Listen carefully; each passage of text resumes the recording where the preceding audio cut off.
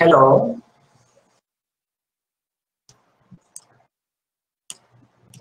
good evening everyone. How are you? Okay, fine. So in last class we have discussed basic things about limits. In today's class we are going to continue this topic. So we are going to discuss about derivatives. Okay. So if I ask you what do you mean by derivatives? What do you understand by this term derivative? Anyone? Please reply in comment section. What do you understand by this term derivatives?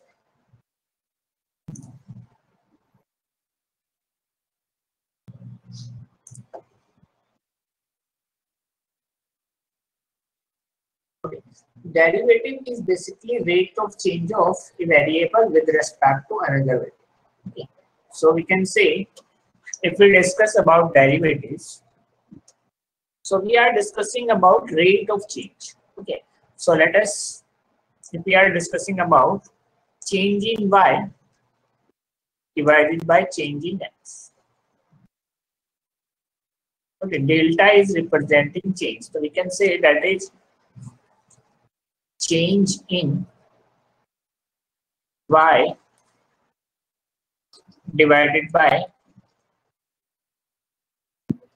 change in x. Okay. So if we apply this, delta is infinitely small. If this delta value tends to 0, that means this change is infinitely small. Okay. So then if we apply this limit, delta tends to 0,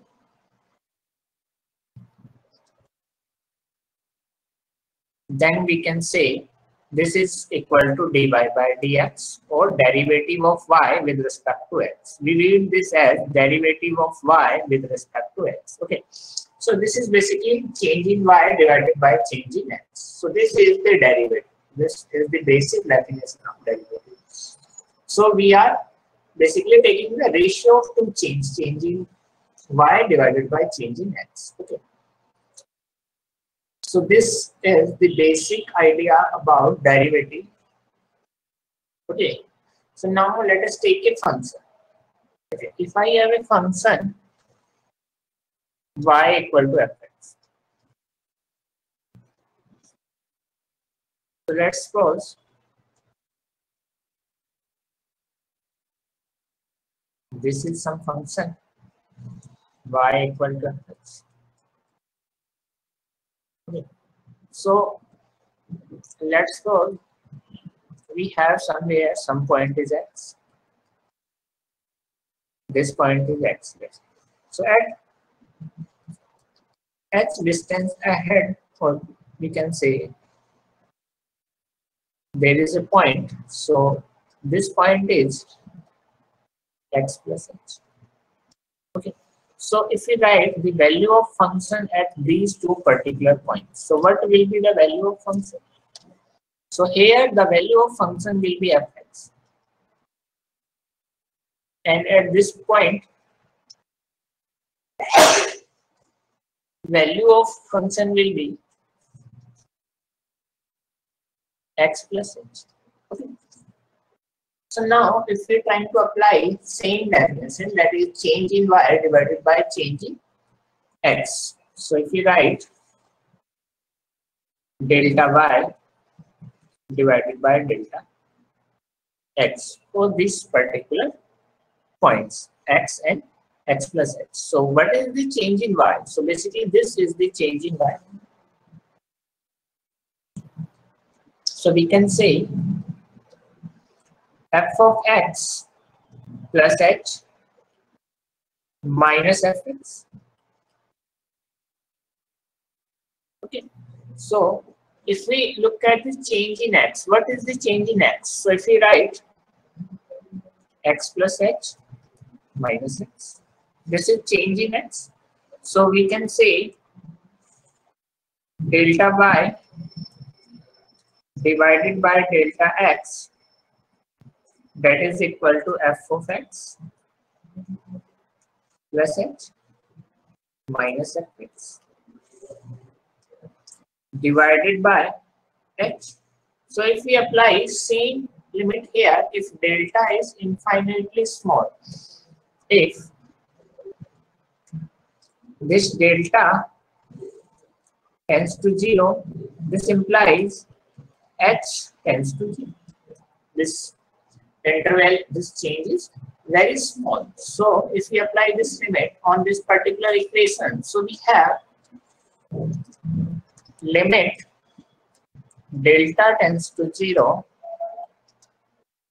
d of y divided by d of x, that is equal to limit h tends to 0 f of x plus h minus fx divided by h. So this is basically equal to dy by dx,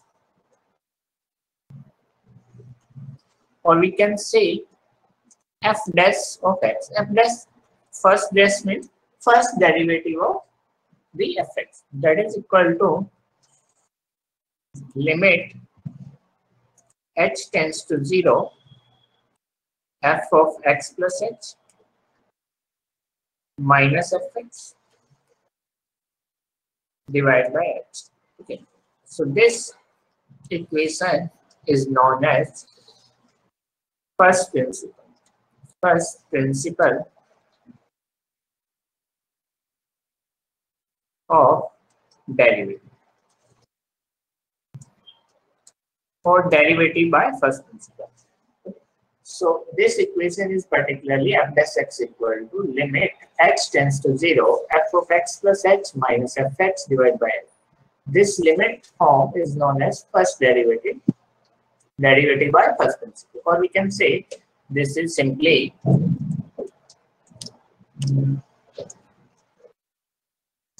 derivative by first principle.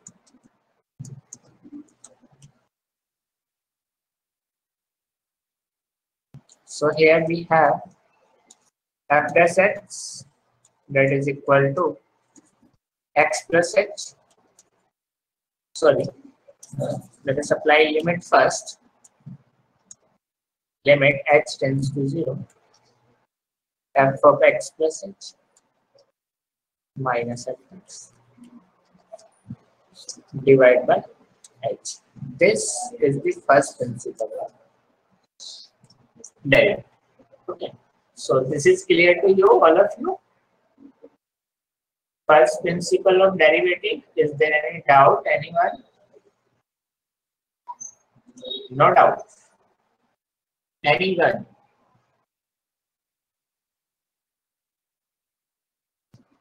Okay, fine.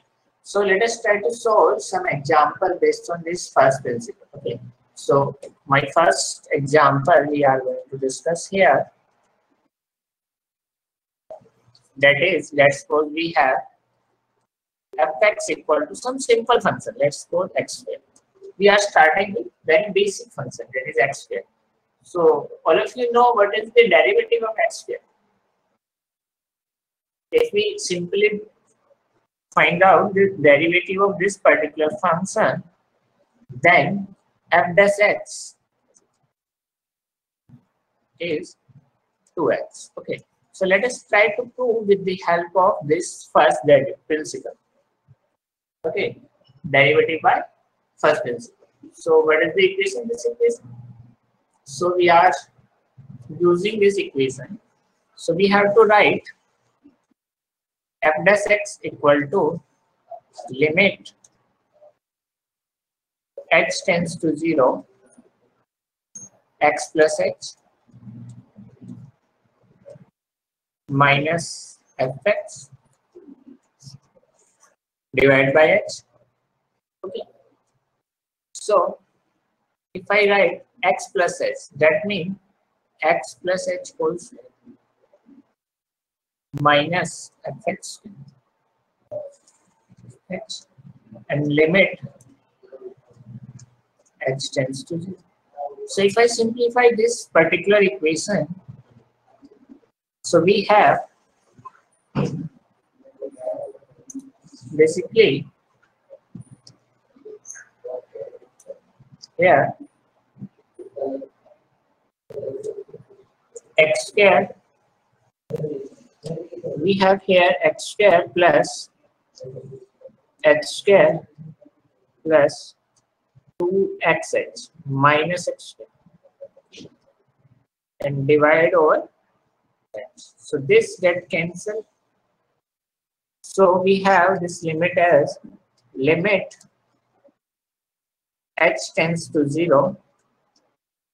This is h square divided by 2xh by h. If we take h as a common, so this will be h plus 2x divided by h. So this gets cancelled. So if you put h equal to 0 in this place, because the limit value is 0, so we have finally f dash x value. So our f dash x value will be that is equal to 2x. This is the answer of this particular question. Okay. So this is the answer of the first derivative of this x square. So this is matching with this. So we can say this is correct. Okay. So this is the basic idea behind derivative. So we find out whole formula using this basic definition. So let us try to solve one more problem. Now this time you have to practice this problem. Okay. So let us try to solve for some trigonometric function. So we have y equal to sin x. So find the derivative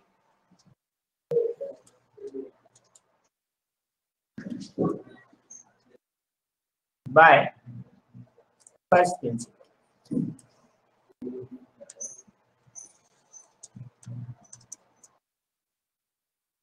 Okay, so using first principle, you have to calculate derivative of this function y equal to sin x. Okay, so try this.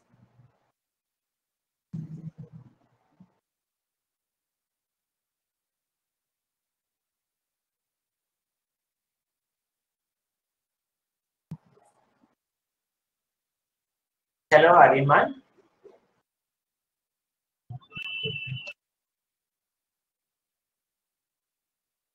Hello. Yes, sir. So we are discussing about derivatives. So basic things about derivatives. So I think you are familiar with first principle of derivatives. Yes, sir. So we are trying to find out derivative of sin x using first principle. What is the first principle? This equation is known as first principle of derivative. F of x plus h minus fx divided by h limit x tends to 0. This is the equation, isn't it? Yes. So try to find out derivative of sin x using first principle. So if we use that particular equation, so we have f dash x equal to limit x tends to 0 f of x plus h minus fx divided by h. Okay, so if I write that is sin x plus h minus sin x divided by h, and limit here is s tends to 0.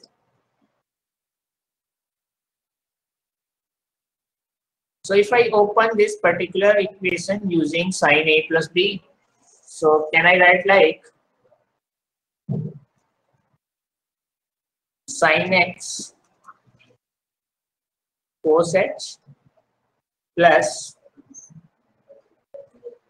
cos x sin h minus sin x divided by h. Can we write like this? Yes.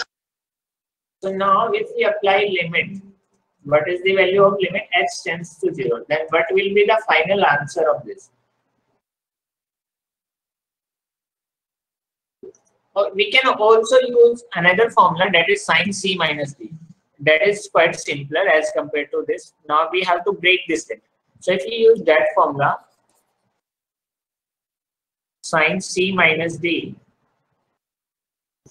So what is the formula of sin C minus D?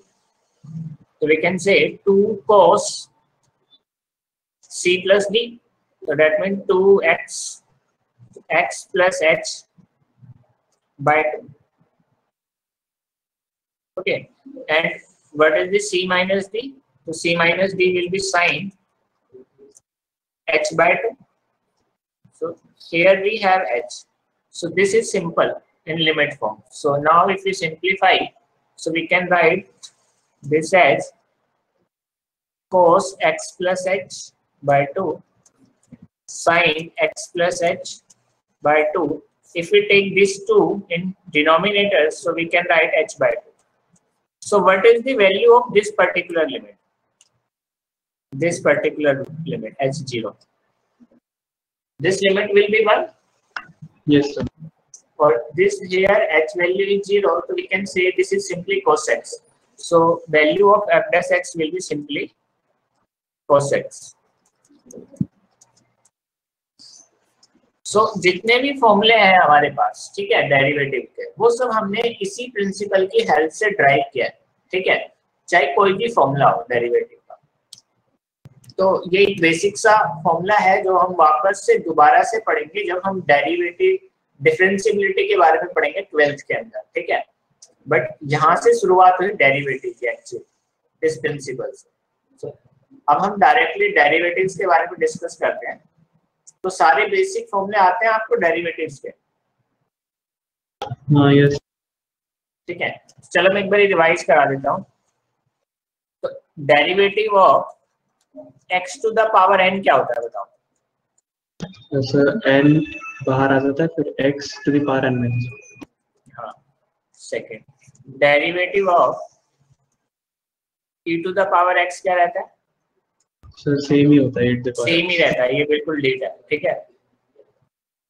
और a to the power x क्या रहता है?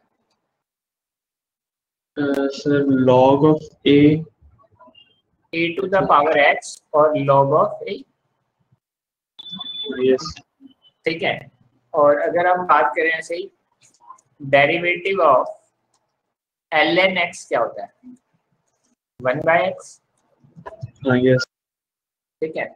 सो ऐसे ही कुछ trigonometric फॉर्मूले, derivative of sin x, excuse me sir, log to the base 10 ln होता है। क्या क्या? ln का कौन सा log होता है? e1 या फिर 10? ln का log हमेशा e होता है, ln का बेस। Okay sir. ln का मतलब होता है, ln को इसलिए लिखते हैं, ln को बेसिकली हम बोलते हैं नेचुरल लॉगरिथम। तो natural logarithm always base value जो होती है वो e के लिए लिया जाता है। ओके, सो अगर कहीं भी लिखा हुआ है ln x, so that is equal to log of base e x। Okay, ये होती है ln की डेफिनेशन। तो इसलिए कई जगह पे इसे, कुछ बुक्स में इसे नेचुरल लॉगरिथम भी लिख देते हैं, ठीक है। और sin x का क्या हो जाएगा? cos x। अच्छा, cos x का क्या हो जाएगा? Minus sin x। जितने भी ट्रिग्नोमेट्रिक फंक्शंस हैं जो c से स्टार्ट होते हैं, उनका डेरिवेटिव नेगेटिव साइन के साथ आता है, ठीक है। चाहे साइन कोस ले लो, चाहे कोट ले लो, चाहे कोसेक ले लो, ठीक है। यस। अगर हम कुछ और फॉर्मूले लिखें, सिंपली डेरिवेटिव ऑफ 10x का डेरिवेटिव क्या होता है? sec square x। sec square x। और cot x का derivative minus cosec square x। Minus cosec square x, ठीक है। तो आई थिंक जो बेसिक फॉर्मूला है वो तुम्हें याद है, ठीक है। तो चलो फिर क्वेश्चन स्टार्ट करें इस पे बेस्ड क्वेश्चन, ठीक है। एक मिनट सर, बस नोट डाउन करना है। ये क्या फॉर्मूला? हाँ, ये कॉमन वाले। ओके, चलो फिर मैं पूरे लिखवा देता हूँ और भी लिखवा देता हूँ।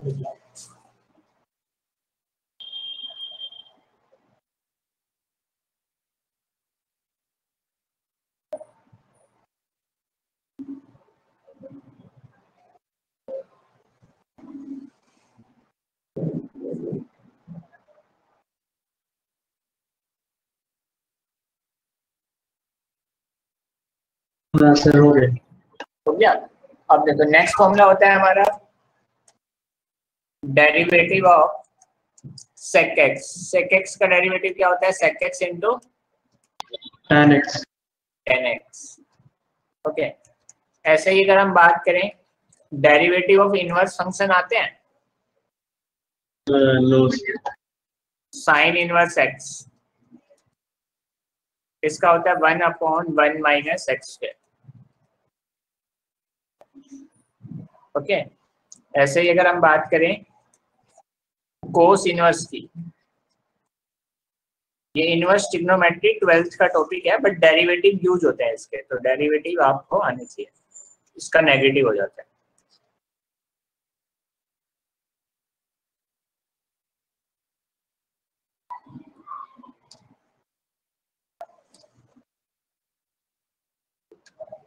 सबसे ज्यादा यूज होता है ये tan वाला, tan इनवर्स x, ये काफी ज्यादा फिजिक्स के डेरिवेशंस में भी यूज होता है।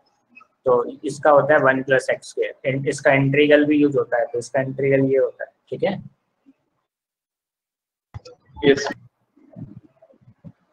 तो ये कुछ बेसिक फॉर्मूलेज हैं जो हम बार बार यूज करते हैं।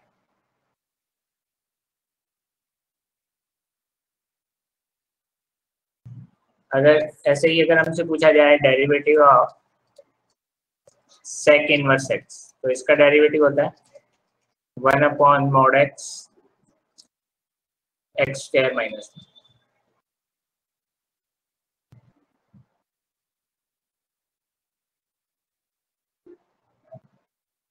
अगर कोसेक इनवर्स की बात करें तो या माइनस साइन।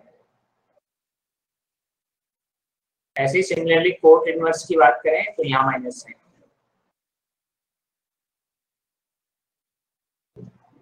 ठीक है सर वो भी लिखी दो।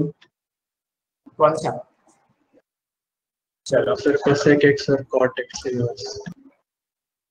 कोसेक इनवर्स x, उसमें क्या होगा, बस इसी फॉर्मूले में माइनस लगाना। ओके, सो कोट इनवर्स में क्या होगा,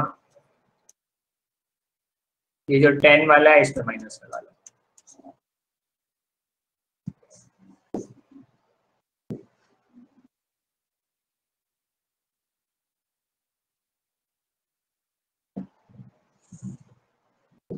ठीक है, लिख लिया। यस। अब देखो डिफरेंशिएशंस में कुछ रूल्स होते हैं जो हम 1 बाय 1 पढ़ते हैं। तो सबसे पहला जो रूल होता है डिफरेंशिएशन में वो होता है term by term differentiation.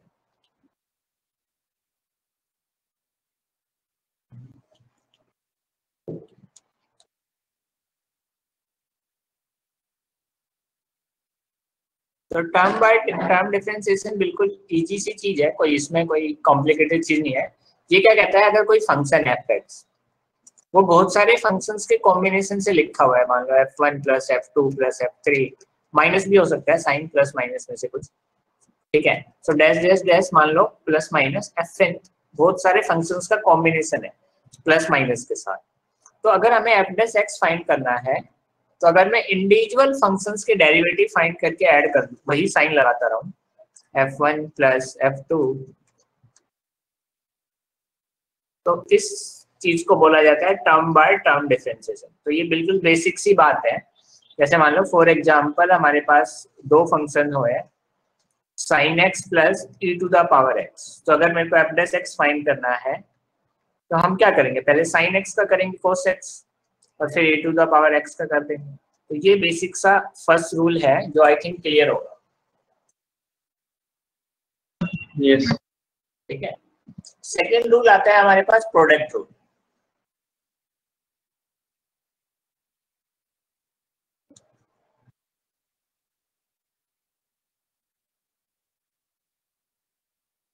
Product rule क्या कहता है, अगर कोई भी फंक्शन f(x) किन्हीं दो फंक्शन का प्रोडक्ट है, मान लो ux एंड vx, तो अगर हमें f(x) फाइंड करना है तो हम क्या करते हैं, इनमें से एक को फर्स्ट फंक्शन लेट कर लेते हैं, एक को सेकंड, किसी को भी। तो first function as it is derivative of second function plus second function as it is derivative of first function now. और ये चलता रहता है, ये दो है तो दो के इस तरीके से, अगर ज्यादा फंक्शन होगा तो हम इसी तरीके से आगे इस चेन को प्रोसीड करते रहेंगे, ठीक है। तो ये हमारा प्रोडक्ट रूल समझ में आया। नेक्स्ट रूल है हमारे पास क्वोशिएंट रूल, या फिर बेसिकली हम बोलते हैं अगर fx हमारे पास ux बाय vx फॉर्म का,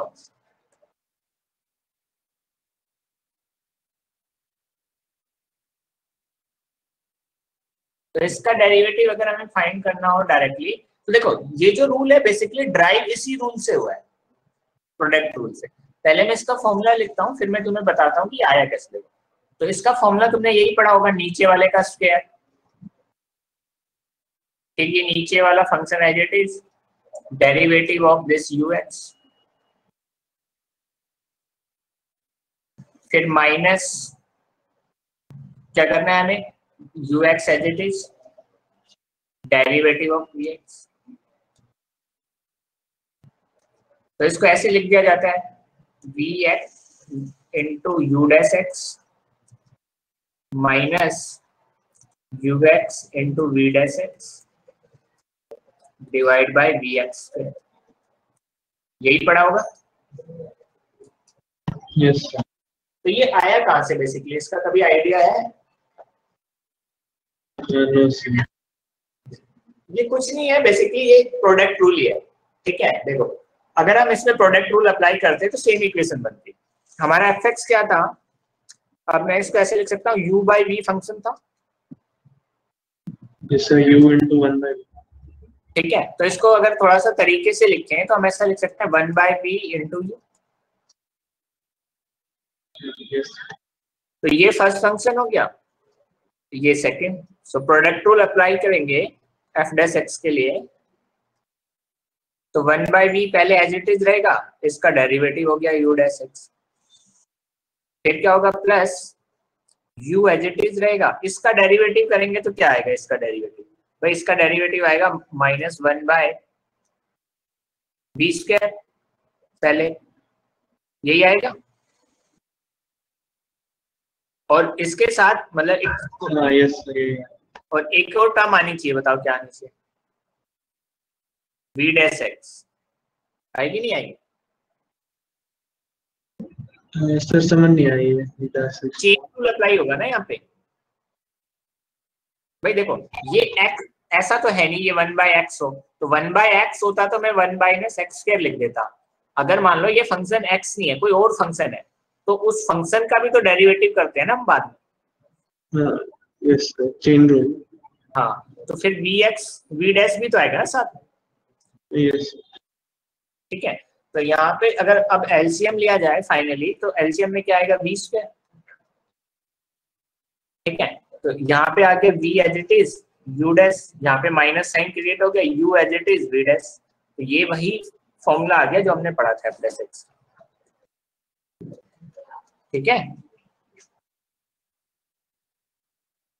यस समझ में आया। और लास्ट रूल जो है वो है हमारा चेन रूल, ये सबसे ज्यादा यूज होगा।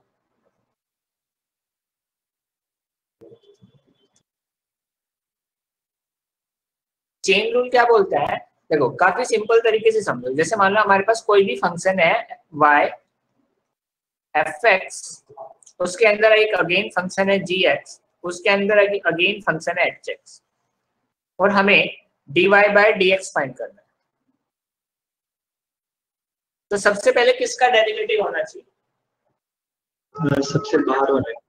बात देखो एक बेसिक सा ऐसा सीन है, जैसे मान लो आप घर में हो, ठीक है, घर में एक फ्रिज रखा हुआ है, फ्रिज के अंदर कोई बॉक्स है और बॉक्स के अंदर कोई खाने की चीज है। तो आपको उस खाने की चीज तक पहुंचना है, तो प्रोसीजर क्या होगा भाई, सबसे पहले आप घर का गेट खोलोगे, मतलब उसके बाद रूम का खोलोगे, फिर फ्रिज का गेट खोलोगे, फिर डब्बे का, और तब जाके उस चीज तक पहुंचोगे ना। तो ये वही चीज चेन है कि पहले आप आउटर फंक्शन, फिर उसके अंदर वाला फंक्शन, और फिर उसके अंदर वाला फंक्शन, इस तरीके से प्रोसीड करते जाओगे आउटर से इनर की तरफ डेरिवेटिव करते हैं। ठीक है। तो Yes. अगर यहाँ पे अगर हम dy by dx लिखते हैं तो सबसे पहले हो गया आउटर पे डेरिवेटिव, अंदर वाली चीज एज इट इज बिल्कुल जो तो अंदर क्या था, फिर प्रोडक्ट के अंदर इसके अंदर वाला फंक्शन, फिर उसके अंदर वाला फंक्शन, तो ये फाइनली होता है हमारा चेन। ठीक है, तो ये कुछ बेसिक रूल है जो हम डेरिवेटिव्स में यूज करते हैं। तो चलो अब कुछ क्वेश्चन सॉल्व करें। Yes. तो फर्स्ट क्वेश्चन है y equal to x sin x log of x। अगर log x लिखा है तो इसका मतलब बेस हमेशा e होगा जब तक बेस मेंशन नहीं किया जाए। ठीक है, Okay. तो बताओ डेरिवेटिव क्या होगा।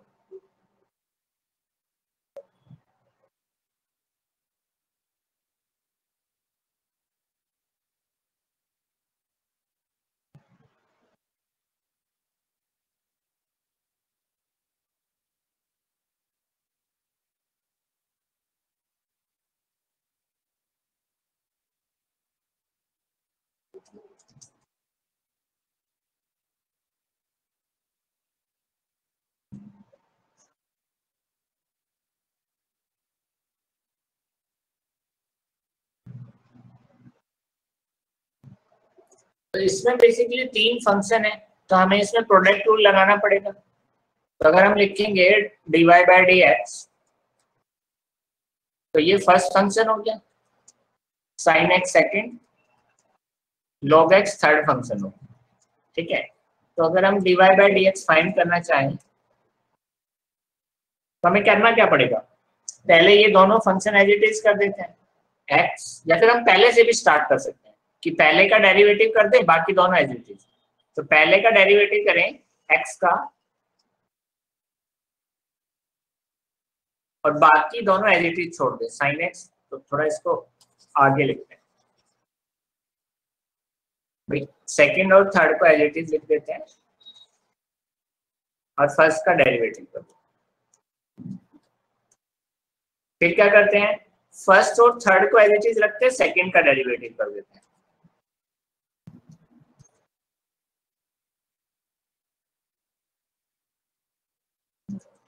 और फाइनली हम क्या करते हैं, थर्ड का डेरिवेटिव करते हैं, फर्स्ट और सेकंड को एज इट इज रख देते हैं।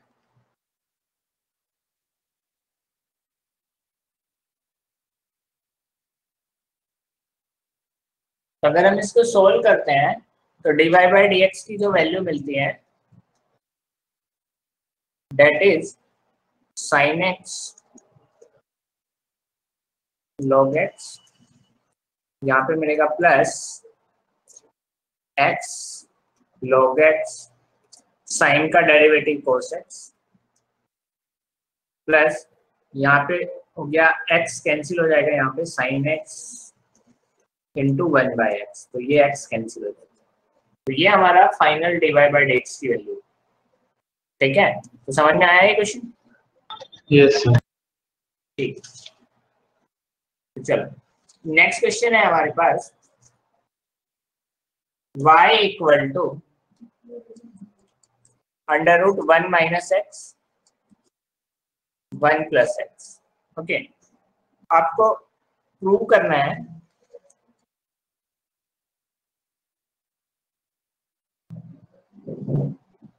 One minus X square dy by dx plus y equal to 0, ये इक्वेशन ट्रू है।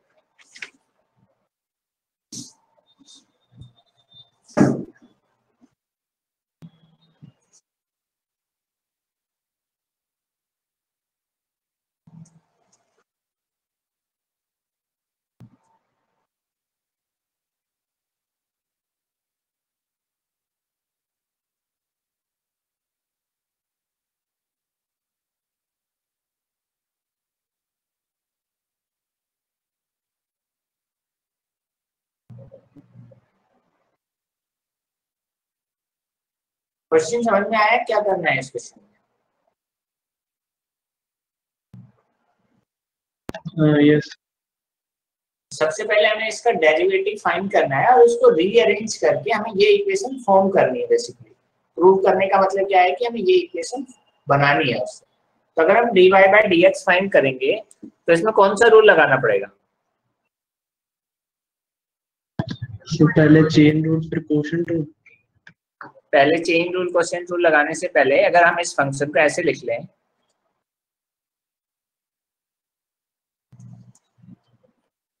तो थोड़ा बेटर होगा। ठीक है, अब डायरेक्ट कोशेंट रूल अप्लाई कर लें तो क्या हो गया, dy बाय dx डिवाइड में क्या आ गया, under root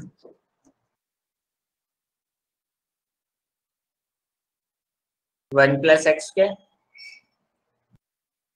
root one plus X square क्या, ये root one plus X as it is. तो इसका डेरिवेटिव करेंगे तो रूट का डेरिवेटिव क्या होता है बताओ? 1/2 बाहर आ जाएगा, -1/2 की बाहर आ जाएगा। हाँ, तो रूट का डेरिवेटिव होता है बेसिकली, अगर हम रूट एक्स का डेरिवेटिव करते हैं तो ये होता है 1/2 रूट एक्स, ये होता है। ठीक है, तो यहाँ पे इसका डेरिवेटिव करेंगे तो ये हो गया 1/2 रूट ऑफ 1 माइनस एक्स, और साथ में एक -1 भी तो आएगा बिकॉज इस अंदर वाले का डेरिवेटिव भी तो होगा, तो इनटू में एक -1 आएगा। ये बताओ, ये बात समझ में आ रही है? यस। ठीक है, आगे अगर हम देखें तो माइनस, उसके बाद क्या होगा कि हमारा first function as it is रहेगा, ये वाला ऊपर वाला न्यूमरेटर वाला। अब डेरिवेटिव इसका करेंगे तो इसका भी सेम तरीके से ही होगा 1/2 अंडर रूट 1 प्लस एक्स, ये हमारा इसका डेरिवेटिव हो गया। अब इसको रीअरेंज करना है हमें फाइनली, तो ये माइनस माइनस साइन ये वाला तो प्लस हो गया। अगर हम एलसीएम ले लें और 1/2 को कॉमन ले लें इसमें से तो ये क्या इक्वेशन बन जाएगी?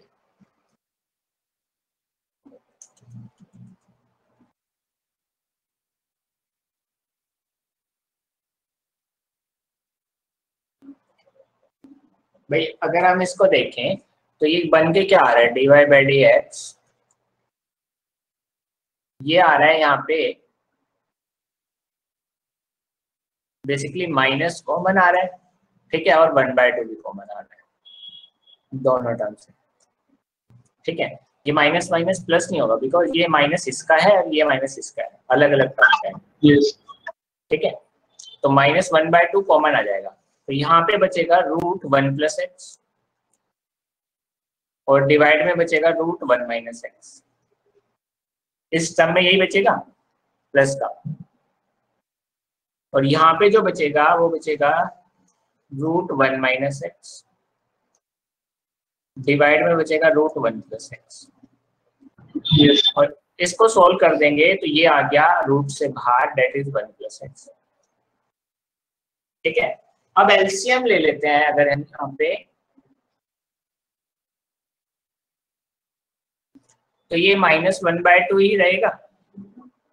एलसीएम लेंगे तो न्यूमरेटर क्या बनेगा यहाँ पे 1 प्लस एक्स और ये बनेगा 1 माइनस एक्स, और डिवाइड में क्या हो जाएगा रूट के अंदर 1 माइनस एक्स के, और डिवाइड में ये वाली टर्म तो रहेगी। ठीक है, तो यहां तक कोई दिक्कत? तो अब अगर हम देखें इसमें ये x कैंसिल हो गया और यहाँ पे जो 2 फॉर्म होगा वो इस 2 से कैंसिल हो जाएगा, हो जाएगा। यस। तो बेसिकली हमारे पास जो बचा फाइनली क्या बचा, dy बाई dx के अंदर -1 अपॉन ये बचा रूट 1 माइनस एक्स के। ठीक है, और ये इनटू में ये जो डिवाइड में ये कहाँ जाएगा बताओ, न्यूमरेटर में जाएगा या डिनोमिनेटर? तो डिनोमिनेटर में। हाँ, ये डिनोमिनेटर में रहेगा 1 प्लस एक्स। अब हमें इससे ये वाली इक्वेशन बनानी है किसी तरीके से,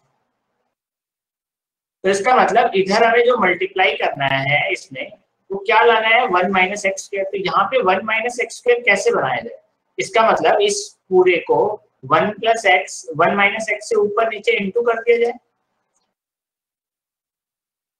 सर किससे 1 प्लस 1 माइनस, हाँ न्यूमरेटर और डिनोमिनेटर। तो अगर हम इसको इंटू कर लेते हैं तो ये हो गया 1 minus under root 1 minus X square as it is 1 plus X. तो मैंने इसको इंटू कर दिया 1 माइनस एक्स से और इधर भी इंटू कर दिया 1 माइनस एक्स। तो ये तो बन गया 1 माइनस एक्स स्क्वायर और इसको मैंने उधर भेज दिया। तो ये वाली टर्म तो हमारी फॉर्म हो गई। ठीक है, अब जो बचा फाइनली वो क्या बचा 1 माइनस एक्स और नीचे वाले इस फैक्टर को ब्रेक करके ऐसे लिख सकते हैं 1 प्लस एक्स और 1 माइनस एक्स।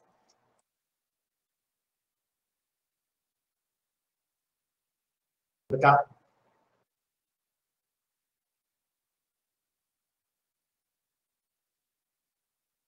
सर रिपीट करना है लास्ट वाला स्टेप। भाई देखो ये दोनों मल्टीप्लाई किए और इनको मैंने इधर भेज दिया तो ये वाली ये दोनों हट गए। यस सर, ये जो न्यूमरेटर में था ये एज इट इज है। यस इसको मैंने फैक्टराइज कर दिया 1 प्लस एक्स 1 माइनस एक्स। हाँ यस सर, अब इसको इससे कट करेंगे तो भाई ये तो रूट के अंदर था, इसको कट करेगा तो इस पे क्या जनरेट कर देगा, रूट जनरेट कर देगा।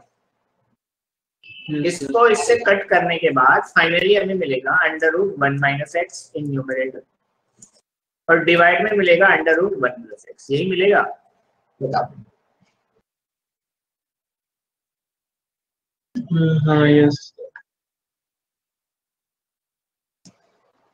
और ये किसकी वैल्यू थी, इसको अगर हम देखें जब हमने इसको रीअरेंज किया था तो ये तो y की वैल्यू है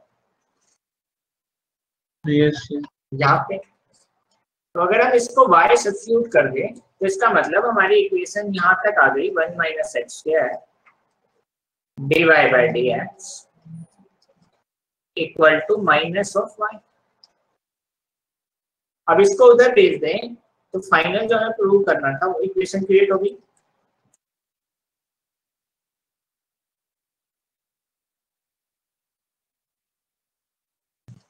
ये इक्वेशन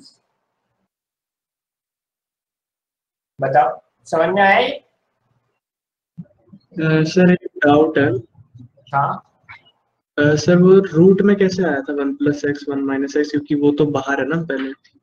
हाँ देखो अगर ये बताओ x को रूट x से काटते हो तो ऊपर क्या आएगा, रूट एक्स। तो ये अगर देखो तो ये तो रूट के बाहर है और ये रूट में। नहीं वो वाला समझ गए सर, ऊपर वाला स्टेप है उसके यहाँ पे 1। हाँ जो 1 plus x upon 1 into 1 minus x है ना नीचे वाला। ये हाँ यस सर उसका। देखो ये वाली टर्म दिखाई दे रही है, ये वाले, हाँ यस सर। इसको हमने क्या किया 1 माइनस एक्स से नीचे मल्टीप्लाई किया और 1 प्लस एक्स 1 माइनस एक्स से ही ऊपर मल्टीप्लाई किया। तो देखो ये ऊपर वाला 1 माइनस एक्स ये रहा और नीचे वाला ये रहा। इन दोनों को क्लब किया तो ये बन गया 1 माइनस एक्स। इन दोनों को क्लब से जो बना वो बना 1 माइनस एक्स और इसको मैंने इधर मल्टीप्लाई करके यहाँ ले आया। अच्छा ओके सर। ठीक है, अभी भी कोई कंफ्यूजन? नो। इस तरह के इक्वेशंस प्रूव करने के लिए आते हैं मोस्टली जो क्वेश्चंस आते हैं। ठीक है, कॉम्प्लिकेटेड इक्वेशंस भी बना देंगे। ठीक है, सेकंड डेरिवेटिव में भी इक्वेशंस आएंगे अभी आगे। तो इस तरह के क्वेश्चंस काफी कॉमन होते हैं। ठीक है, यस सर।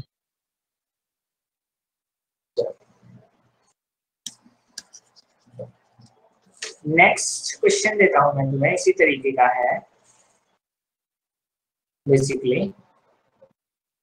चलो मेरे पास पहले एक सिंपल क्वेश्चन कर लेते हैं। मेरे पास है y equal to log of x plus under root a square plus X square, find dy by dx। dy by dx की वैल्यू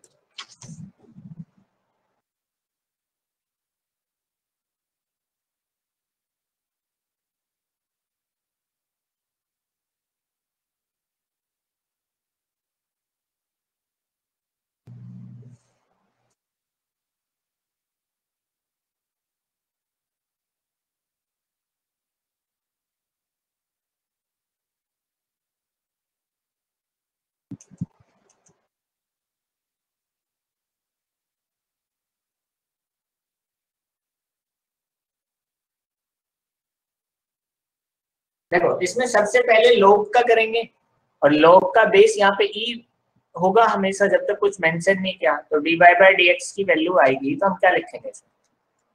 सबसे पहले तो हम ये लिखेंगे 1 upon x plus under root a square plus x A square plus X square. अब हमें इस फंक्शन का करना है डेरिवेटिव, इस फंक्शन का डेरिवेटिव करना है।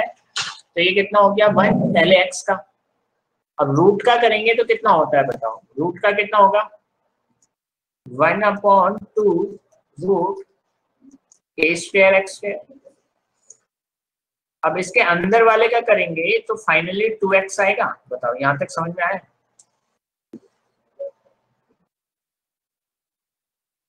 हाँ यस है यस ठीक है। अब देखो ये 2 कैंसिल हो गया। यस ये जो इक्वेशन है ना, ये काफी इंपॉर्टेंट इक्वेशन है। ये मैंने सिंपलीफाई करके समझा रहा हूँ। यहाँ पे होगा क्या बेसिकली, ये बहुत जगह क्वेश्चंस में बीच में यूज कर ली जाती है, ठीक है, बिकॉज यहाँ पे ये रीअरेंज करके ये सोल्व हो जाती है। अब देखो यहाँ पे अगर हम फिर से एलसीएम ले लें, या फिर चलो पहले इसको लिखते हैं। जो बचा हमारे पास क्या बचा 1 अपॉन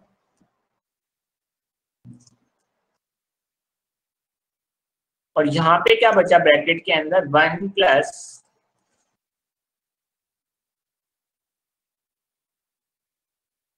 ये बचा। यस अब आंसर हमेशा ये नहीं दिया होगा, आंसर इसका सिंपलीफाइड फॉर्म दिया होगा। तो अगर इसको फिर से एलसीएम लेते हैं तो यहाँ पे देखो ये क्या बन गया, ये हो गया 1x प्लस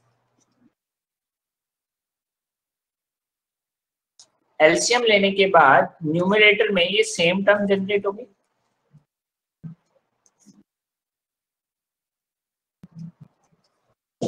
और ये इससे कैंसिल हो जाएगी इस वाले टर्म फैक्टर से।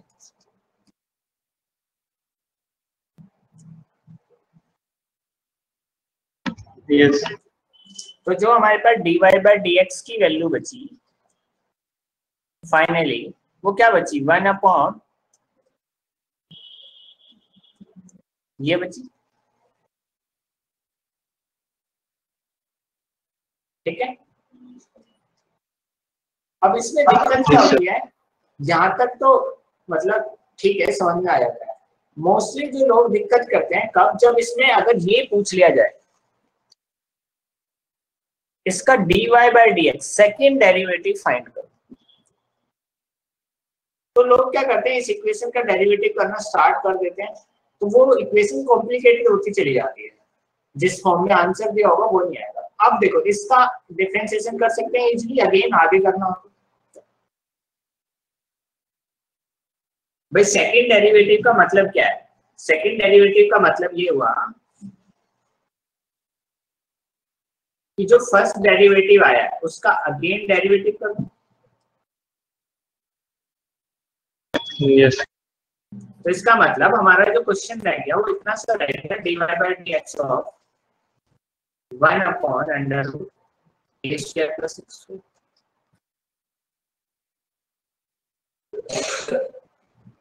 तो इसका डेरिवेटिव क्या हो गया?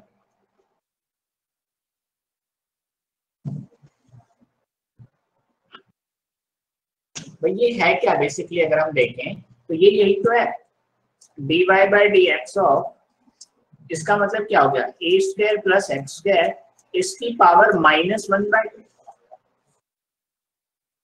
यस अब इसका करते हैं तो सबसे पहले पावर सामने आ गई, ये हो गया a square plus X square.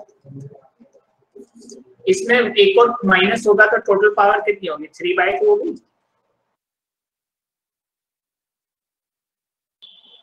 हाँ यस और अंदर वाले का करेंगे a तो कांस्टेंट है तो बचेगा कितना 2x बचेगा।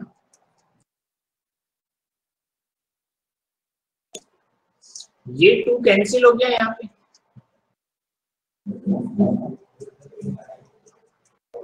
तो जो फाइनली बचा हमारे पास वो क्या बचा -(x) और इसको अगर मैं नीचे लिख दूं तो ये प्लस में हो जाएगा a square plus X square power 3/2। ये बचा सेकंड डेरिवेटिव का आंसर।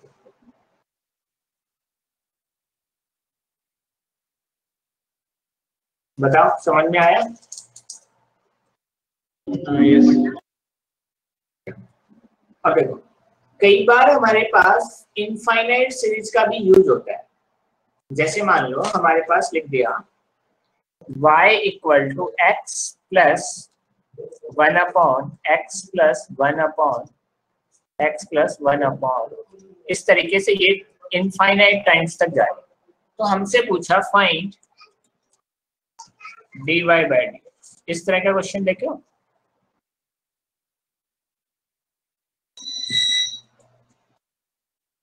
सर पहली बार देखा।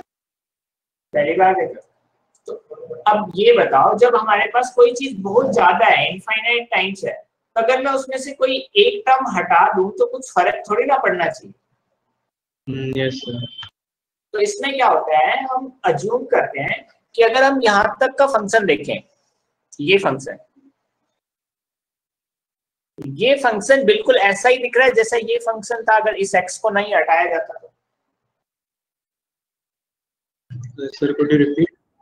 मैं कह रहा हूं जो ये इस सर्कल में बंद है, मतलब इसमें ये वाला फंक्शन इस ओरिजिनल फंक्शन के जैसे दिख रहा है, जो पहले ओरिजिनल यहां से स्टार्ट हो रहा है x से।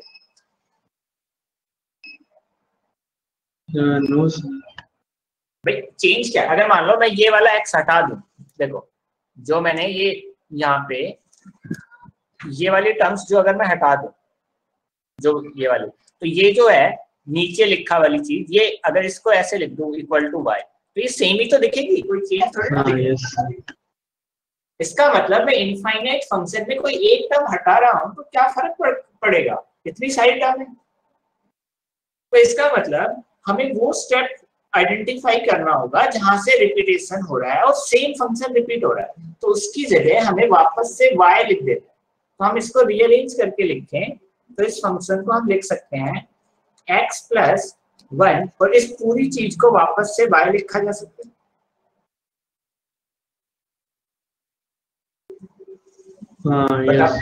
ये बात समझ में आई? क्योंकि भाई एक टर्म हटाने से कुछ ज्यादा बवाल नहीं मचेगा, तो हमने अज्यूम कर लिया कि इनफाइनाइट है तो ये अप्रोक्सीमेटली y ही है, कुछ चेंज नहीं आया। तो इसको इस कॉन्सेप्ट की हेल्प से हम सोल्व करते हैं जब भी कोई इनफाइनाइट सीरीज का क्वेश्चन आता है, ठीक है? तो ये बात समझ में आई। अब हम डेरिवेटिव कर सकते हैं जो गिवन इक्वेशन आई इसका। अब देखो इक्वेशन को अगर सिंप्लीफाई करूं तो ये इक्वेशन क्या होगी, y² xy प्लस 1, यही इक्वेशन हो गई।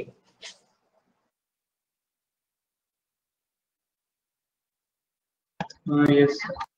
अब इसका डेरिवेटिव करें विद रिस्पेक्ट टू x, तो इसका डेरिवेटिव क्या होगा, 2y dy/dx, यही होगा। यस। इसका क्या करेंगे, प्रोडक्ट टूल लगाएंगे। तो पहले x का करेंगे 1, y एज इट इज, फिर x as it is y का dy/dx, और 1 का हो गया 0। अब dy/dx हमें फाइंड करना है तो उन सारी टर्म को एक तरफ ले जाते हैं। तो इसका मतलब 2y dy/dx minus x into dy/dx। तो इस साइड जो बचेगा हमारे पास लेफ्ट आउट, वो बचेगा y।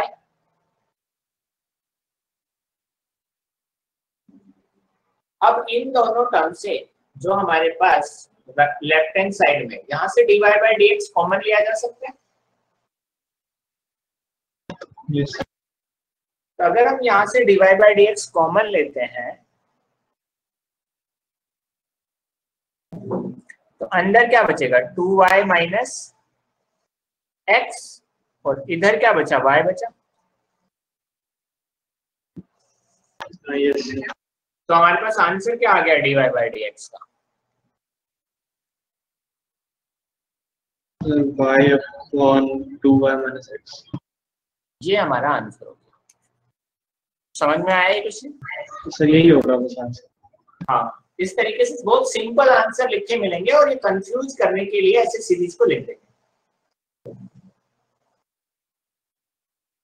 ठीक है, अब इसको देख के लगता क्या है कि इसका डेरिवेटिव करेंगे कैसे, इसमें इतने सारे टर्म है, तो इसमें ये कॉन्सेप्ट यूज करना होता है, इसे बोलते हैं अप्रोक्सीमेशन करना।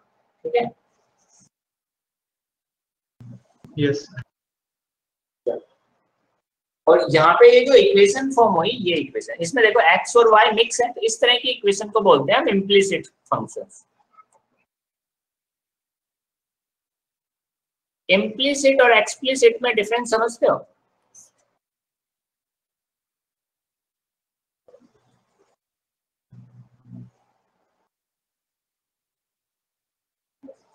Implicit function and explicit function में डिफरेंस समझते हो? आगे नो सर। चलो, अगर मेरे पास कोई इक्वेशन ऐसे लिखी हुई है y equal to X square plus X plus one, तो देखो ये जो y है, अगर मैं इसको ऐसे लिखूं, ये एफ एक्स इक्वल टू लिखा हुआ है, तो मैं कह सकता हूं जो y है या एफ एक्स है वो अकेले एक x का ही फंक्शन है, तो ये एक्सप्लिसिटली एक x का फंक्शन है। तो इस तरह के फंक्शन को बोलते हैं हम एक्सप्लिसिट फंक्शन। इसका क्या मतलब हुआ कि मैं एक्स वाई को सेपरेट कर सकता हूँ, कि मतलब मैं y को x की टर्म्स में लिख सकता हूँ, x को y की टर्म्स में, मतलब मैं वेरिएबल्स को अलग अलग कर सकता हूँ। बट कोई ऐसी इक्वेशन जो हमारे पास मिक्स हो जाए, ऐसे इस तरह की इक्वेशन, अब इसमें ना तो हम x अलग कर पाते हैं ना y अलग कर पाते हैं, ऐसा नहीं लिख पा सकते, नहीं लिख सकते ना, या तो y equal to F X या x equal to F Y, इस तरीके से लिखना पॉसिबल नहीं है ना यहाँ पे सेपरेट फंक्शन बनाना। यस। इस तरह की इक्वेशन जो मिक्स इक्वेशन है उसे हम बोलते हैं इम्प्लिसिट, जिसमें एक वेरिएबल को दूसरे वेरिएबल की फॉर्म में लिखा जाना पॉसिबल ना हो। अगर लिखा जाना पॉसिबल हो इस तरीके से ब्रेक रीअरेंज करके, तो उन तरह के उन फंक्शंस को बोलते हैं एक्सप्लिसिट। ठीक है, तो यहाँ तक बात समझ में? डेफिनेशन रिपीट करना सर इम्प्लिसिट की। इम्प्लिसिट वो फंक्शन होता है कि अगर हम उसे रीअरेंज करके, if we rearrange that particular function, so we can find out either y equal to F X और x equal to F Y. ठीक है, then we say that particular equation or function is an implicit function, नहीं explicit function basically। अगर हम separate कर पा रहे हैं तो explicit, if we are not able to write in this form then that function is implicit। Okay, आया समझ में या रिपीट करूं?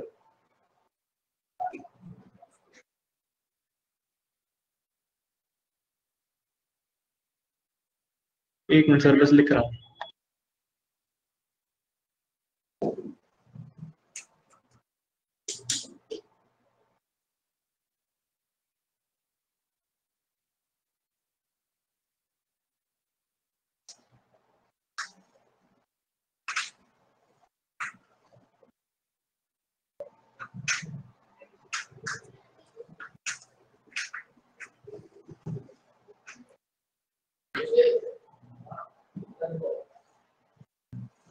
हो गया।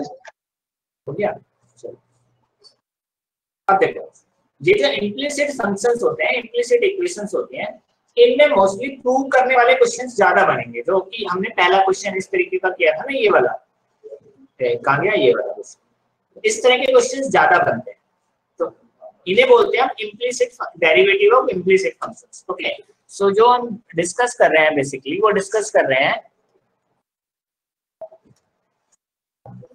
Derivatives of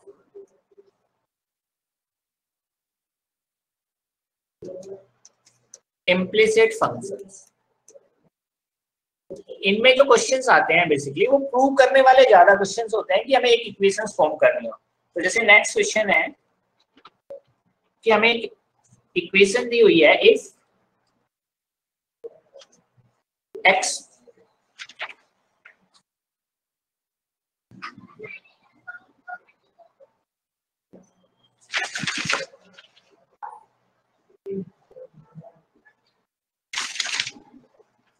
x to the power y equal to e to the power x minus y, then prove that dy by dx is equal to log of x divided by 1 plus log x square। ये हमें prove करना है। इस तरह के question आते हैं। तो ये मेक सेंस है। e की power x minus y, e की power x minus y। Okay. अच्छा, तो ये बताओ मेरे को, वेरिएबल की पावर वेरिएबल का डेरिवेटिव करना आता है? No sir. भाई अभी तक हम जो भी फॉर्मूला पढ़े हैं, मान लो x की पावर n पढ़े हैं, या तो n कांस्टेंट था, या a की पावर x पढ़े हैं तो या a कांस्टेंट था। ऐसा अभी नहीं पढ़े कि जब दोनों चीजें हमारी वेरिएबल हो किसी भी फॉर्मूले में, कि हमारा बेस भी वेरिएबल हो और पावर भी वेरिएबल हो। पढ़े हैं? No sir. तो हम अगर हमारे पास वेरिएबल की पावर वेरिएबल हो तो उसका डेरिवेटिव करने के लिए हम यूज करते हैं लॉगरिथमिक डेरिवेटिव। ठीक है, तो ये क्वेश्चन अपने आप में काफी सारे कॉन्सेप्ट कवर करता है। तो पहले मैं बताता हूँ तुम्हें लॉगरिथमिक डेरिवेटिव क्या होता है। ठीक है, फिर हम इस पे आते हैं। तो इसके लिए हम थोड़ा स्पेस छोड़ देते हैं, यहाँ पे डिस्कस करते हैं हम लॉगरिथमिक या, ठीक है, डेरिवेटिव ऑफ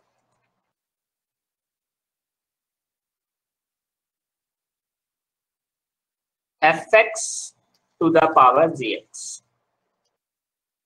ठीक है, मतलब वेरिएबल की power variable, both are variable because the function of x। तो जब भी हमें इस तरह की इक्वेशन का डेरिवेटिव करना होगा तो हम उस फंक्शन को लेट कर लेते हैं, let's suppose that is y equal to fx by gx है। सो हम इस पे लॉगरिथम अप्लाई करते हैं बोथ साइड्स। तो टेकिंग लॉग बोथ साइड, तो हम इस इक्वेशन कैसे लिख सकते हैं? log of y gx into log of fx। बताओ, लिख सकते हैं? अच्छा, तो log के था तो फिर वो बाहर आ जाएगा कि वो अब ये प्रोडक्ट में कन्वर्ट हो गया इधर, दिख रहा है? यस। अब अगर इस इक्वेशन का डेरिवेटिव करें तो हमारे पास इसका होगा 1 बाय dy by dx, ये होगा।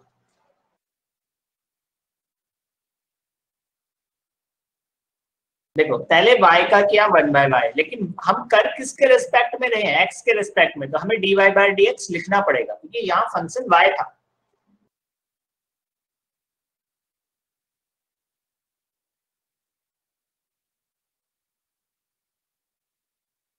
समझ में आई ये बात? सर रिपीट करना। भाई मैंने बोला, देखो log का क्या होता है? log का डेरिवेटिव होता है 1 बाय x। अब यहाँ x नहीं है, लेकिन यहाँ y है, तो 1 बाय y आ गया पहले। Yes sir. अब चेन रूल भी तो लगेगा क्योंकि y है तो y का डेरिवेटिव भी तो होगा ना x के रिस्पेक्ट में। ये कोई x का चीज थोड़ी है। यहाँ पे प्रोडक्ट रूल लगाएंगे तो यहाँ पे हो गया gx और डिवाइड में आ जाएगा fx into f dash x, product rule. फिर हमारे पास आ जाएगा log of fx as it is derivative of g dash x, ये हो जाएगा।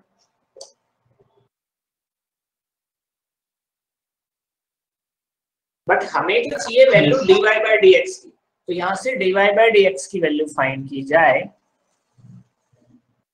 So that will be y into this whole function।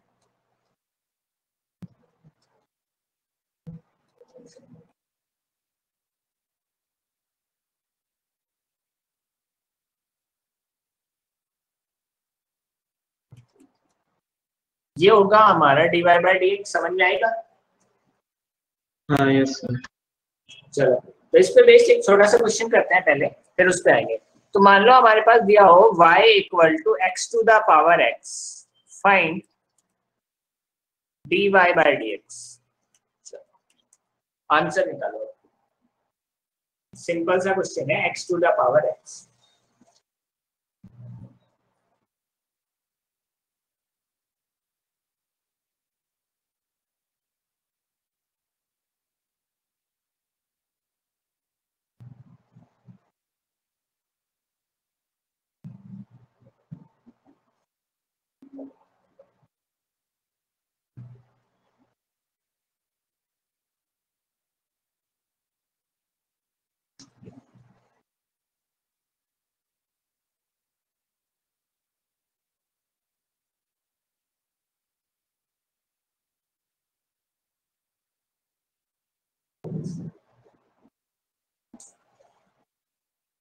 Sir y plus Y into log of X होगा क्या? y की वैल्यू सब्स्टिट्यूट करनी होती है, y की वैल्यू यही है। तो सबसे अच्छा, पहले अगर हमने देखो log लिया होगा तो log y लिखा होगा, ये हो गया होगा x इंटू log x हो गया होगा। अब इसको डेरिवेटिव करेंगे तो ये हो गया 1 बाय dy बाय dx। यहाँ पे x एज इट इज इसका किया तो 1 by x plus log x as it is x का किया तो 1। सो फाइनल जो आंसर आया dy by dx that is y, ये कट गया 1 प्लस log x। अगर हम y की वैल्यू सब्स्टिट्यूट कर दें जो कि यही थी, तो ये आंसर आएगा x to the power x 1 plus log x। समझ में आएगा? यस। तो चलो अब वापस से उसी क्वेश्चन पे आ रहे हैं, ये वाला क्वेश्चन। तो अब पहले इस वाले पार्ट का डेरिवेटिव करो।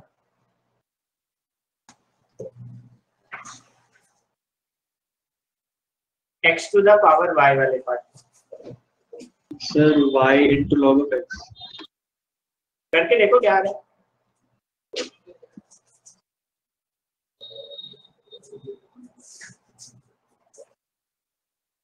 ये प्रूव करने की कोशिश करो ये आ रहा है नहीं आ रहा, क्योंकि इधर वाला तो इजी है, इधर वाला तो ही है।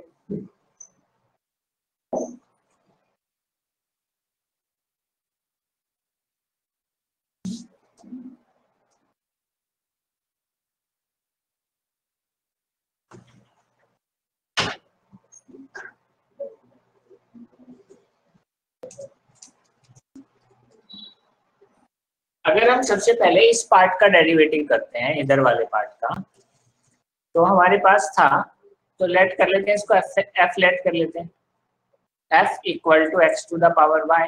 log लेते हैं तो ये हो गया log of f y into log x, यही होगा।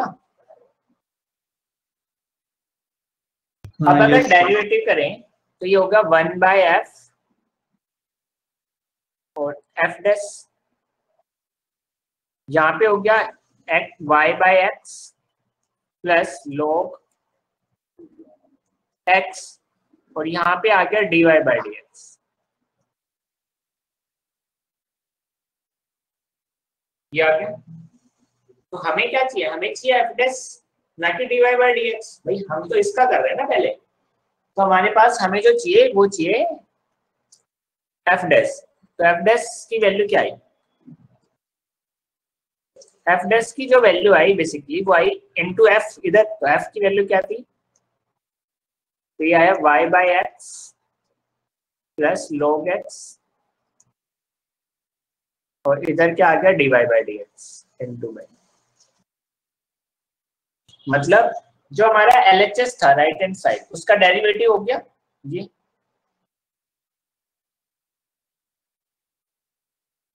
बताओ। तो सर ये x to the power y का डेरिवेटिव है। हाँ इसका। Okay sir. ठीक है भाई, हमें इस चीज का डेरिवेटिव चाहिए ना पहले, तभी तो हम उसको इससे इक्वेट कर सकते हैं। अब अगर हम देखो, मैं अगर इसको बोलूं ये मेरा लेफ्ट हैंड साइड था, अब मेरे को राइट हैंड साइड का डेरिवेटिव करना है। भाई कंटिन्यूएशन तो यही होगा ना, पहले इधर करेंगे फिर उधर जाएंगे। ठीक है, तो इस इधर का डेरिवेटिव में भाई ये तो एज इट इज ही आएगा, और फिर क्या होगा 1 माइनस dy बाय dx ये होगा।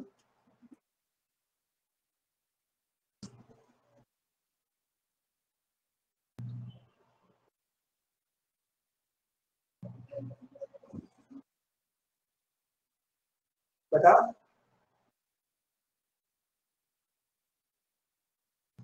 भाई e to the power x का e to the power x, फिर x का किया 1 और y का किया माइनस dy बाय dx।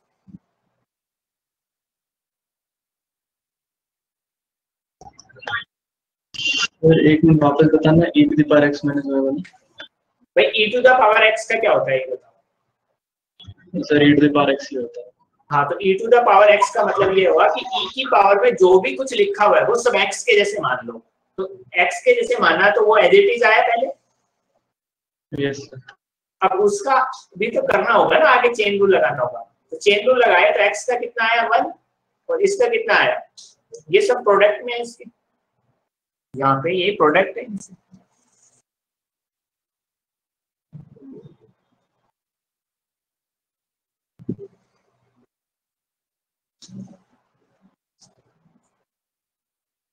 कहाँ कंफ्यूजन है बताओ।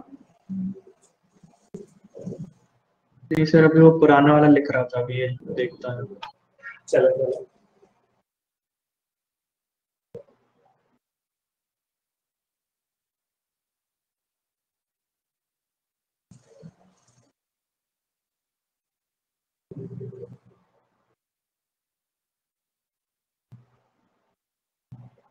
अब देखो, ये LHS और RHS तो इक्वेशन के दो ही पार्ट थे, तो ये दोनों इक्वल तो करने पड़ेंगे ना हमें।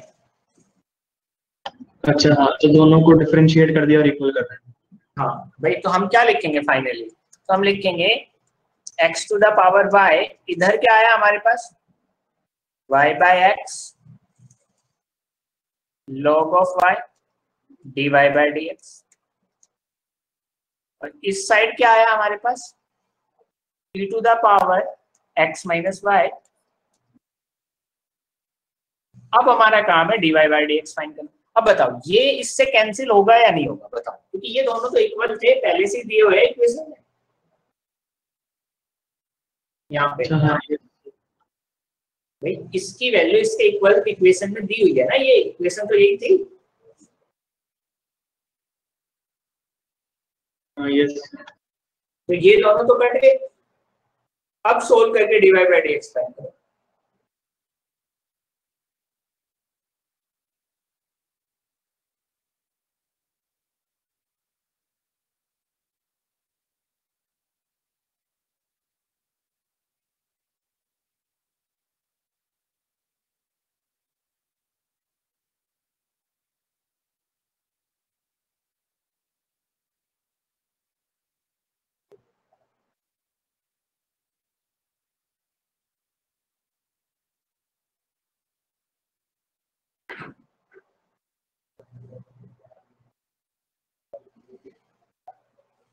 तो यहाँ पे हमारे पास क्या बचा, यहाँ पे बचा y बाय एक्स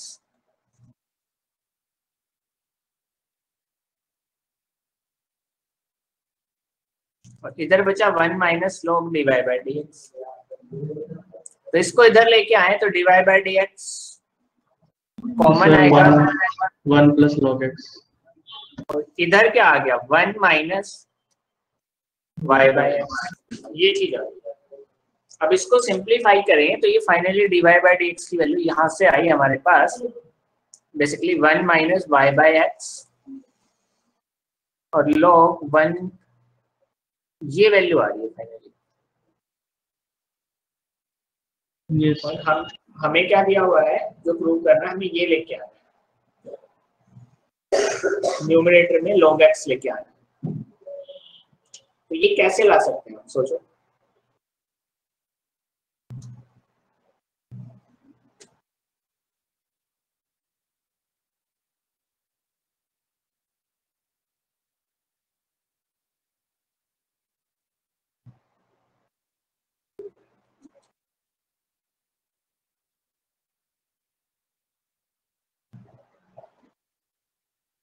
तो नीचे तो होल स्क्वायर भी है, तो उसको ये सेकंड डेरिवेटिव भी प्रोवाइड करते हैं।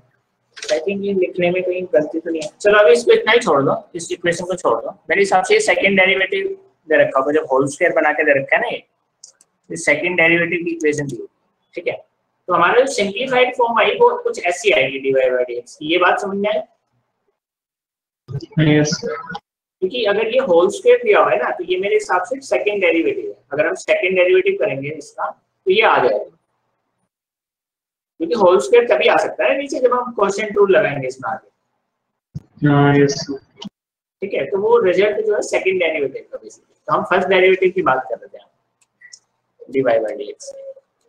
तो हमारा dy बाय dx इसमें यहाँ तक आ गया, ये इक्वेशन है। तो ये समझ में आया dy बाय dx कैसे निकालते हैं। यस। चलो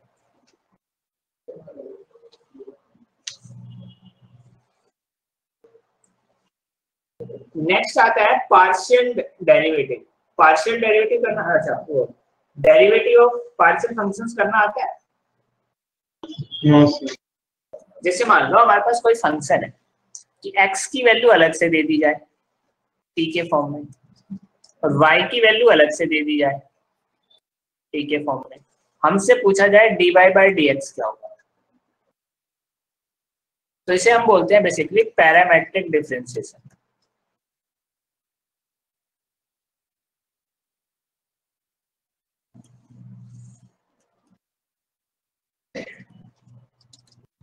तो इसमें हमें करना क्या है, dy बाई dx फाइंड करना है। तो जो पहले जो फंक्शन है वो किसका है, t का। तो हम क्या करेंगे, पहले अगर हमें dy बाई dx की वैल्यू निकालनी है, जो y है y का भी हम क्या कर देंगे, जो जिसके रिस्पेक्ट में फंक्शन है उसी के रिस्पेक्ट में डेरिवेटिव, और जो x है उसका भी हम क्या कर देंगे, t के रिस्पेक्ट में डेरिवेटिव। अगर हम ये रेशियो लेंगे तो ये रेशियो हमारा dy बाई dx के इक्वल है। ठीक है, ये बात समझ में आ रही है?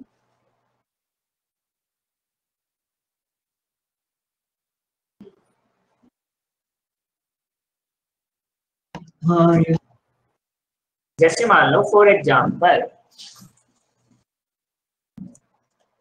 हमसे बोला y equal to 2t square plus 3t and x equal to t cube minus 5t square plus t।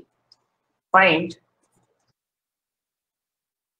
dy by dx। तो दोनों t के फंक्शन है, तो t यहाँ पे कोई पैरामीटर है, मतलब पैरामीटर मतलब t एक अनदर वेरिएबल, और हमें फाइंड करना है dy बाई dx। तो लेकिन फंक्शन ये दोनों t के हैं, तो हमें क्या करना पड़ेगा, सबसे पहले इन दोनों को आपस में t के रिस्पेक्ट में डिफरेंशिएट करना पड़ेगा।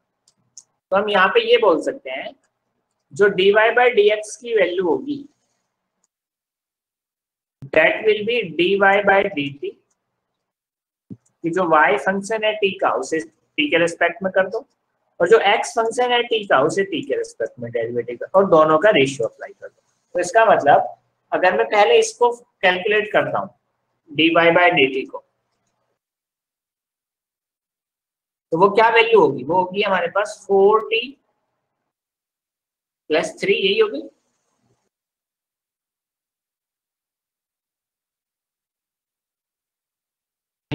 यस।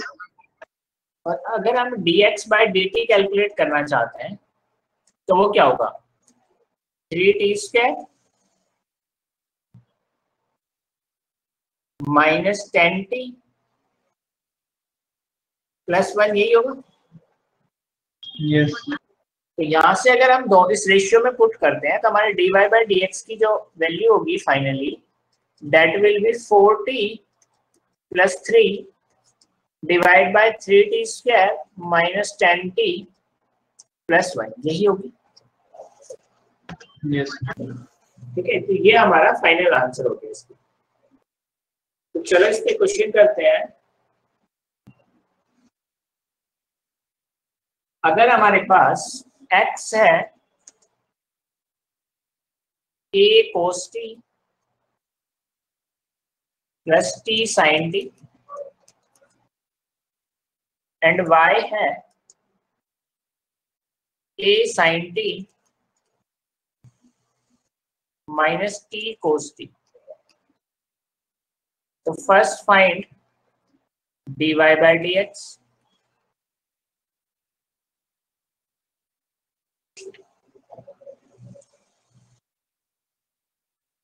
और सेकेंड हमें प्रूव करना है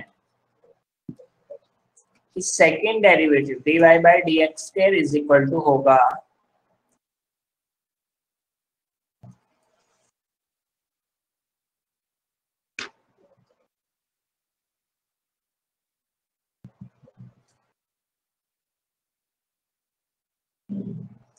देखो ये जो रेशियो है ये फर्स्ट डेरिवेटिव के लिए ही वैलिड है, हम इससे फर्स्ट डेरिवेटिव ही कैलकुलेट कर सकते हैं dy by dx, direct second derivative नहीं कैलकुलेट कर सकते। अगर हमें सेकंड डेरिवेटिव कैलकुलेट करना है तो पहले हमें फर्स्ट डेरिवेटिव निकालना पड़ेगा, वो जो इक्वेशन आएगी उसका आगे डेरिवेटिव करना पड़ेगा। डिफरेंस समझ रहे दोनों? हाँ यस। अगर हमारे पास ये डबल लगा के दे दिया तो हम ऐसा नहीं कर सकते कि चलो इस फंक्शन का 2 बार कर दो, इस फंक्शन का 2 बार कर दो, रेशियो ले लो। दो डबल डेरिवेटिव में रेशियो पॉसिबल नहीं है, केवल ये फर्स्ट डेरिवेटिव में ही रेशियो आ सकता है। ठीक है, अगर डबल डेरिवेटिव चाहिए तो पहले हमें ये चाहिए। तो अगर हमें dy बाई dx चाहिए तो इसका मतलब पहले हमें क्या चाहिए, dx बाई dt चाहिए। अगर dx बाई dt लिखें जो कि यहाँ पे था, a कांस्टेंट है, तो कोस का हो गया माइनस साइन टी। इसमें प्रोडक्ट रूल लगाते हैं तो t एज इट इज,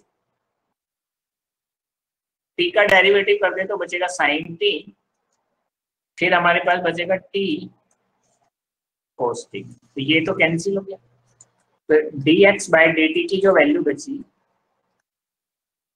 वो बची 80 कोस टी। बताओ कोई कैलकुलेशन मिस्टेक तो नहीं है सर dx का?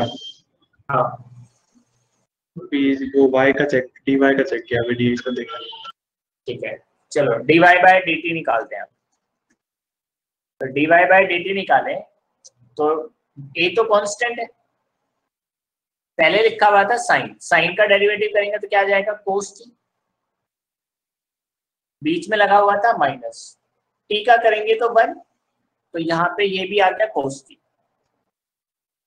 ठीक है, और आगे बढ़ेंगे इसमें तो इस टाइम हमारे पास टी कांस्टेंट रहेगा। तो अगर हम आगे बढ़ेंगे तो टी कांस्टेंट रहेगा, कोस का करेंगे तो माइनस साइन। इसको ओपन करेंगे तो ये कट जाएगा और ये माइनस माइनस प्लस, तो ये dy बाई dt की वैल्यू जो आई फाइनली वो आई 80 साइन, यही आई।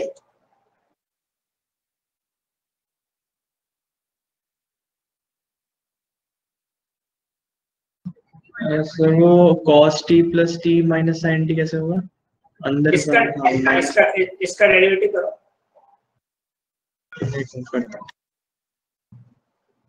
भाई मैंने माइनस ये वाला यहाँ पे लिख दिया, ऐसे कैसे, कोस कहाँ से आया, जब मैंने टी का डेरिवेटिव किया, फिर टी को एज इट इज रखा, कोस का किया तो माइनस साइन टी आया। टी का डेरिवेटिव cos हुआ? टी का कोस नहीं हुआ, साइन इसका, कोस टी का डेरिवेटिव साइन टी हुआ। अब माइनस साइन टी ना? हाँ, अब ब्रैकेट ओपन। दो कैसे आए फिर? cos t, अच्छा cos t का और फिर t का डिफरेंशिएशन 1 होगा। प्रोडक्ट रूल लगाना पड़ रहा है ना इसमें। हाँ, अच्छा समझ गया। अब अगर हमें dy बाई dx की वैल्यू चाहिए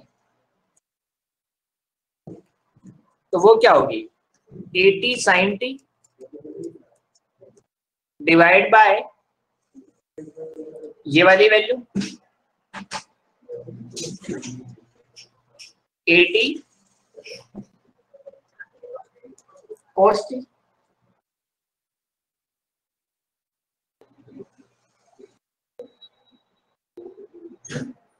ये हो गई।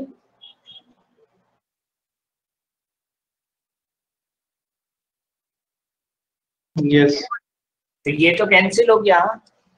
So finally dy by dx की वैल्यू आई हमारे पास, दैट इज 10t।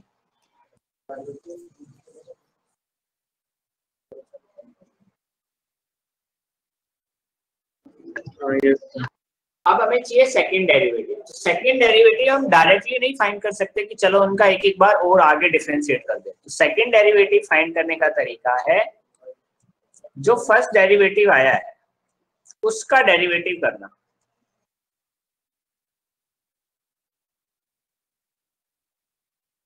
ठीक है, तो इसका मतलब क्या हुआ, हमें डेरिवेटिव करना है इसका 10t का। तो इसका डेरिवेटिव करेंगे तो देखो 10 का डेरिवेटिव क्या होता है बताओ, सेक स्क्वायर। यस, तो इसका डेरिवेटिव हो गया सेक स्क्वायर टी, और t का डेरिवेटिव भी तो करना पड़ेगा ना x के रेस्पेक्ट में।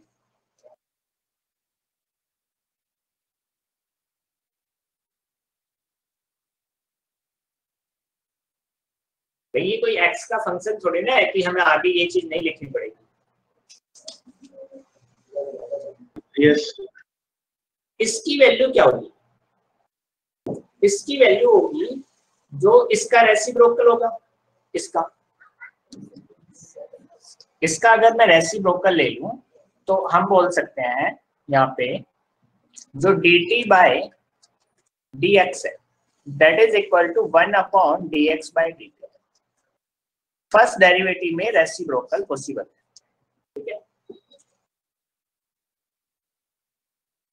तो ये चीज तो हम कैलकुलेट कर सकते हैं, ये वाली चीज। यस। तो इसकी वैल्यू अगर हम निकाली जाए dt बाय dx की, तो ये होगी 1/, इसकी वैल्यू पुट कर देते हैं। इसकी वैल्यू हमारे पास थी यहाँ पे 80 cos t, ये वैल्यू थी 80 cos t। अब ये वाली वैल्यू अगर मैं इस इक्वेशन में सब्स्टिट्यूट कर दूं यहाँ पे, तो फाइनली जो सेकंड डेरिवेटिव की वैल्यू आनी चाहिए वो आनी चाहिए यहां से कितना आ रहा है sec² t,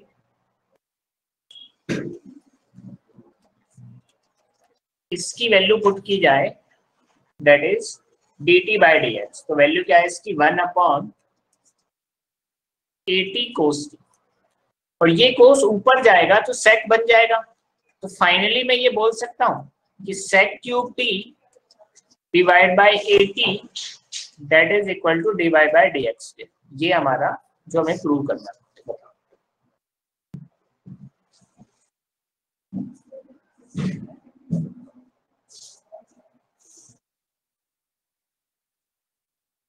हाँ, बोलो कोई कंफ्यूजन इसमें? नो। तो समझ में आया? यस। चलो एक तो क्वेश्चन देता हूँ होमवर्क के लिए, ट्राई करना, ठीक है। फर्स्ट क्वेश्चन लिखो कि x equal to 2t 1 minus t square and y equal to 1 minus t square plus, find करना है हमें dy बाय dx, ठीक है। Excuse me sir. हाँ सर जो दूसरे कॉन्सेप्ट थे उसके भी क्वेश्चन दे दो। दूसरे वाले के, ठीक है। एक क्वेश्चन है variable to the power variable वाला, that is y equal to sin x इसकी whole power log cos x, ठीक है। ये variable to the power variable वाला है। यस। और एक इम्प्लिसिट वाला ले ले, ये वैसे आई थिंक फेयरली कॉम्प्लिकेटेड होगा पर ट्राई करना कि हमारे पास एक इक्वेशन है 1 minus x to the power 6 प्लस 1 minus y to the power 6 equal to a constant x³ minus y³ तो प्रूव करना है इस केस में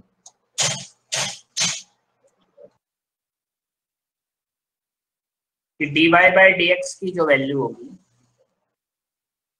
x² by y² under root 1 minus y to the power 6 divide by 1 minus x to the power 6। ये थोड़ा सा complicated question होगा but try करना, ठीक है। इम्प्लिसिट वाला, तो ये कुछ क्वेश्चंस प्रैक्टिस करना और दिक्कत हो तो बता। यस। समझ में आया? ये सब चीजें 12th में तुम्हें बहुत काम आएगी, ठीक है। जो मैंने बेसिक चीजें तुम्हें रिवाइज कराई है और इनको डिटेल में 12th में पढ़ाया जाएगा, ठीक है, जब डिफरेंशियल स्टार्ट करेंगे, डिफरेंशियल कैलकुलस। बट इतना जो है तुम्हें आना चाहिए क्योंकि ये फिजिक्स में भी बहुत काम आता है डेरिवेटिव। यस।